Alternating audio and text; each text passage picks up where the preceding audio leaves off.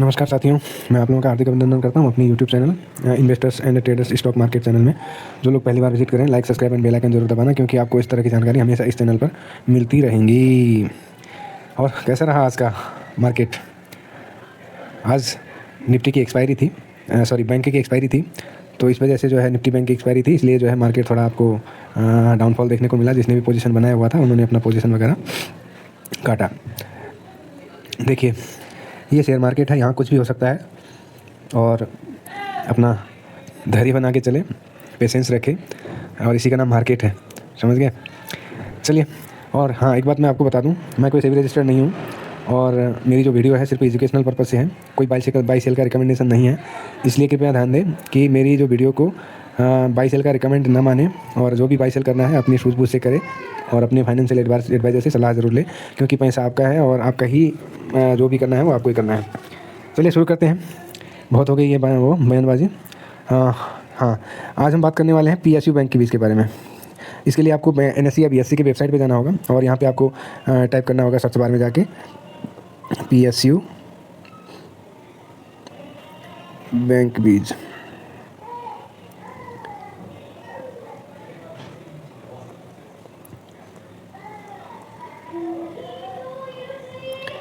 क्या हो गया?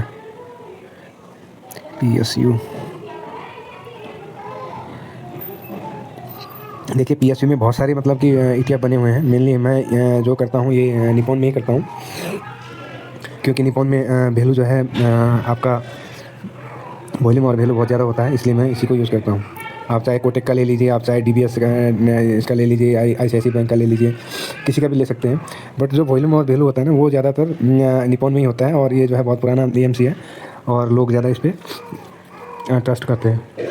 चलिए शुरू करते हैं, इसके बारे में कुछ बताता हूँ आपको। देखिए 2007 में जो है लिस्टेड हुआ था, और इसने 4 अक्टूबर को इतना हाई लगाया था और ये लो लगाया था, ठीक है।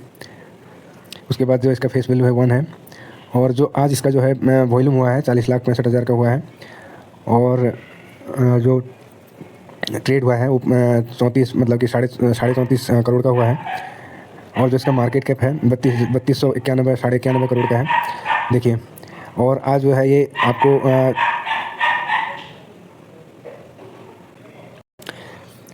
आज जो है 1.28 मतलब ₹1.28 यानी कि 1.49%, 1.5% लगभग ये डाउन होकर बंद हुआ है। और इसका जो आपका सिंबल है वो ये है। आप पीएसयू बैंक भी करके डालेंगे तो वो भी मिल जाएगा आपको पीएसयू का, ठीक है। निपॉन का ही मतलब हम लोग ज़्यादा इसमें करते हैं। चलिए अब देखते हैं हिस्टोरिकल डाटा, इसने क्या क्या गुल खिलाया है, देखते हैं। देखिए आज ये 86 तक का गया था, हाई लगाया था इसने, ओपन हुआ था 85.20 पे, देख सकते हैं हम। और आज का वॉल्यूम ये रहा 40 लाख का, 33 लाख, 34 लाख, 11 लाख। देखिए आप, मतलब जो वॉल्यूम है ना 1 लाख मतलब कि लाख से ऊपर ही है, देख सकते हैं आप। और वैल्यू देखिए 34 करोड़, 29 करोड़, 29 करोड़, 9 करोड़, 17 करोड़, 21 सैकड़ा, 10,000 लाख, 10 लाख करोड़, 10 करोड़, 17 करोड़। मतलब देखिए आप 23 करोड़, 26 करोड़, 26 करोड़, 32 करोड़, ये जो है वैल्यू मतलब कि लग चुका है। देखिए 19 करोड़ यहाँ पे लगा था ये 25 तारीख में, और देखिए ये लगभग उतने पे ही घूम रहा है, मतलब पैसा खूब लग रहा है इस पर, आप देख सकते हैं। और इसने देखिए एक लो भी बनाया था, 76 का आया था, यहाँ पे 76-68 का आया था। ये था 15 तारीख, देखिए 15 सितंबर को, जो कि 41% की डिलीवरी ली गई थी। 9 करोड़ का लगभग वैल्यू लगा था। उसके बाद 8 करोड़ लगा, 9 करोड़ लगभग यहाँ भी लगा, फिर उसके बाद 44 करोड़, 26 करोड़, मतलब इस तरह पैसा लगता ही गया इसमें। देखिए मतलब ये आपको जो है रिटर्न इतना बना के देगा कि बहुत ज़्यादा, मतलब कि ये जो चलता है ना, इसकी चाल बड़ी मस्तानी होती है। जब ये ऊपर को चलता है तो ये पता ही नहीं चलता है कि कहाँ जा रहा है, समझ गए? हाँ देखिए, हम यहाँ पे इसको डालते हैं PSU, ये देखिए, सॉरी ये तो वही खुल के आ रहा है एनएससी का, PSU बैंक, ये सबसे ऊपर ही दिख रहा है, सॉरी। थोड़ा मौसम चेंज हो रहा है इसलिए सर्दी वर्दी लगी हुई है, कोई बात नहीं, जुनून कम नहीं होना चाहिए। देखिए इसका जो सिंबल है वो ये है PSU बैंक के बीच, और आज जो है ये लगभग 1.5% नीचे जाके क्लोज हुआ है, 84 पे चल रहा है। अब हम इसको जो है हर इसमें कितना रिटर्न दिया है वो देखते हैं, ठीक है। देखिए एक हफ्ते में अभी माइनस में है, एक महीने में देखिए रिटर्न के मामले में फाड़ हुआ है ये देखिए 7.5%, 7.37%। एक महीने में भला कोई देता है इतना? आप जो बैंक में नॉर्मल आप पैसा रखते हैं उसमें आपको 2.75 पर एनम मिलता है, ठीक है। और यदि आप FD करते हैं, FD में आपको 6 से 7% मिलता है पर एनम। अब ये यहाँ पे एक महीने में ही दे रहा है आपको, 1 मंथ में ही दे रहा है, कोई गलत है? सॉरी क्या है? अब 3 महीने में देखिए, 3 महीने में इसने 6.5% दिया है, देख सकते हैं 6.5% 3 महीने में, ठीक है। अब हम जाते हैं 6 महीने में। 6 महीने में देखिए 6 महीने में इसने 20% का रिटर्न दिया है। अब बताइए यहाँ 6 महीने में 6 मंथ 20% का, 20 नहीं 21%, सॉरी 21%। बाप रे, ये जो है ऐसा होता है इसका जो रिटर्न, ये जब चलता है इसकी जो चाल होती है, CPSE हुआ, PSU हुआ, ये ऐसे चलते हैं, और जब गिरते हैं वो ऐसे गिरते हैं, सॉरी जब गिरते हैं तो वो जो है ये ऐसे ही गिरते हैं। तो थोड़ा इस पर जो है अपना इन्वेस्टमेंट जो है रखें, बट ये जो है बहुत भगता भी है और बहुत गिरता भी है। सरकारी कंपनियां है ना, सरकारी जो बैंक हैं वो आते हैं सारे इसके अंदर। चलिए अब 1 साल का हम देखते हैं, 1 साल में इसने कितना रिटर्न दिया है। 1 साल में अभी इसने 14% का दिया है, देखिए 14.87 का दिया हुआ है, देख सकते हैं आप। उसके बाद हम 3 साल में जाते हैं। 3 साल में जो इसने रिटर्न दिया है ये देखिए 157, 157 डिवाइडेड बाई 3। अब कितना परसेंट है आप खुद ही निकाल लीजिए। ये है PSU बैंक, ठीक है। उसके बाद हम 5 साल में जाते हैं। 5 साल में इसने दिया है 490%, देखिए 490.79% डिवाइडेड बाई 5। अब क्या कर लोगे? रिटर्न के मामले में ये जो है सबका बाप है, CPSE। और ये अब देखिए हम ऑल टाइम में जाते हैं। ऑल टाइम में इसने 173% का दिया है, 173%, ठीक है। अब देखिए इसका जो है लिस्टेड हुआ था ये,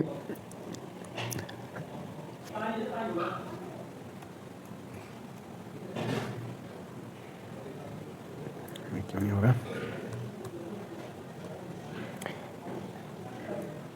देखिए ये लिस्ट हुआ था, ये देखिए 18 दिसंबर 2007 में, जो इसका प्राइस था 32 रुपये 30 पैसे, ठीक है। वहाँ से बढ़ता गया, आज जो है इसकी जो प्राइस है देखिए कितना उछाल मार गया है, 85 रुपये का, सॉरी। उसके बाद यहाँ पे देखिए आप, इसने आज इतने हाई लगाया, इतना लो लगाया, 61 रुपये, 61.5 रुपये का इसने लो लगाया था, और 86 का इसने जो है हाई लगाया है, मतलब कि आज ही हाई लगाया है इसने। तो टोटल जो वैल्यू हुआ है आज 34 करोड़ का हुआ है। वॉल्यूम देखिए 40,64,929 का हुआ है, ठीक है। अब जाते हैं हम इसके रिटर्न पे। जो इसका रिटर्न सिनारियो ना, 1 साल में 17%, 2 साल 3 साल में 38%, 5 साल में 44%, 43.5%, और ऑल टाइम इसने 6% का दिया है, देखिए क्या बात है। और जो कैटेगरी है इसकी देखिए, एवरेज 10% का दिया है, 3 साल में 17% का दिया है, और 5 साल में 22% का दिया है। 5 साल में रैंक 1 पे है, 3 साल में दूसरे रैंक पे है, और जो 1 साल में भी 5वें रैंक पे है, क्योंकि इस साल अभी इसने रिटर्न बना के नहीं दिया है।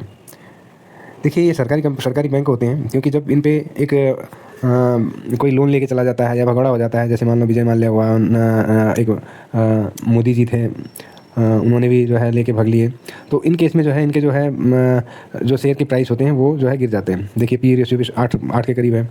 उसके बाद जो मार्केट कैप है 3230 करोड़ का है, इसमें टोटल स्टॉक 12 होते हैं, और जो एक्सपीरियंस रेशियो है इसका वो 0.49 मतलब कि पैसा, मतलब कि 50 पैसे में 1 पैसा कम है। अगर मैं 1 लेता हूँ तो इसमें मैं 0.49 का जो है 49 पैसे का मेरा चार्ज लगेगा, प्लस सेबी के चार्ज लगेंगे, प्लस ब्रोकरेज चार्ज लगेंगे। ठीक है, मेन ये होता है देखिए सॉरी, जो चार्जेज हैं बहुत कम होते हैं, और इन्हें चार्जेज देके आप जो है इतना रिटर्न ले रहे हो कोई कम नहीं है। देखिए जो CPSC को जो डील कर रहे हैं, मतलब कि फंड मैनेज कर रहे हैं, वो ही इसमें भी है, मैंने उस दिन बताया था, जितेंद्र टनलानी। उसके बाद 2007 में लिस्ट हुआ था, PSU बैंक 20 के नाम से है, निपॉन का है ये। ETF का जो सिंबल है वो ये है। उसके बाद देखिए ये कहाँ कहाँ पैसा लगाता है, मतलब कि किस किस में ये जो है पैसा इसका जो है इन्वेस्ट होता है।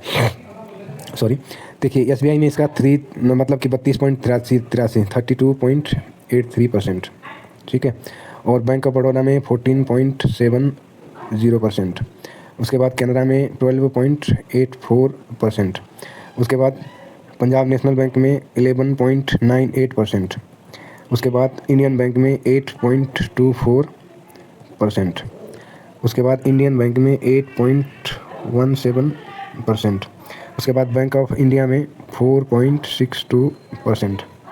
देखिए यदि मैं 86 का इस पर इन्वेस्ट करता हूँ तो ये जो है 12 में डिवाइड होता है, ठीक है, 12 में डिवाइड होता है, जिसमें से 86 का 32.83% जाता है SBI में। और SBI में इतना अकाउंट है कि किसी देश की आबादी भी नहीं होगी जितनी SBI के अंदर अकाउंट है। इस बात को तो आप मानते ही होंगे, हर घर में, हर बंदे के पास, हर किसी के पास SBI का अकाउंट ज़रूर मिलेगा आपको। और जितना SBI के अंदर अकाउंट होंगे ना, उतना मेरे हिसाब से किसी देश की आबादी नहीं हो सकती है, नहीं होगी, इतना जो SBI का हुआ है। देखिए उसके बाद बैंक ऑफ बड़ौदा में, अब इसी में से आपको 86 रुपये में से जो 86 रुपये का है 14.70% ये लगता है BOB में। क्या इतनी ऐसी खूबसूरती है। देखिए आज जो है PSU पूरा ही डाउन था, इसलिए जो है ये जो है पूरा मतलब कि आपको नीचे दिखने को मिला। उसके बाद देखिए यहाँ पे बैंक ऑफ महाराष्ट्र के शेयर के लिए घूमते हो ना आप लोग, ये देखिए 2.71% इसमें भी लगाता है, जो कि आज 4% जो है डाउन है, ठीक है। उसके बाद देखिए हम इस पे जाते हैं, ये देखिए इंडियन ओवरसीज़ बैंक IOB जो बोलते हैं, IOB में ये लगाता है 1.27%, और सेंट्रल बैंक में लगाता है 1.13%, यूको बैंक में 1.707%, और PNB पंजाब PNDSD इसमें लगाता है 0.40%। अब देखिए इसकी जो खूबसूरती है, आपने जो है 86 रुपये लगाए, ठीक है, 86 लगाए, जिसमें से 86 का 32 जो है आपको SBI में चला गया।